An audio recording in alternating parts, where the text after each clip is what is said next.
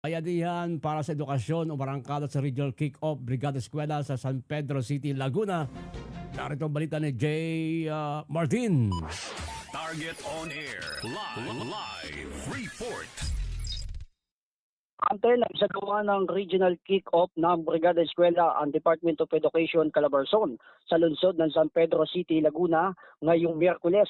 Kabilang sa mga dumalo sa programa sina Department of Education Undersecretary Attorney Pilimon Ray Javier, DOLE Secretary Francis Tolentino, Laguna Governor Sol Aragones, NBI Director Melvin Matibag at ang kanyang may bahay na si Congresswoman Ann Matibag. DepEd Calabarzon Regional Director Carlito Rocaport, Assistant Regional Director Loida Nidea at San Pedro City Mayor Art Mercado at iba pang mga kinatawan ng iba't ibang ahensya mula sa buong rehiyon ng Calabarzon.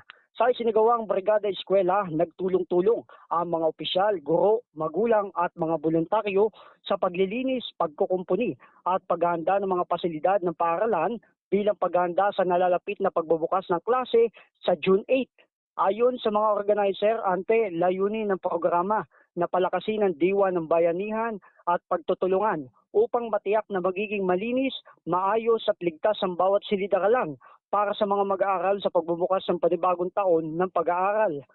Matunay lamang ito na sa pamamagitan ng sama-samang pagkilos ng pamahalaan at komunidad, mas magiging handa ang mga paaralan sa pagtanggap sa libu-libong mag-aaral.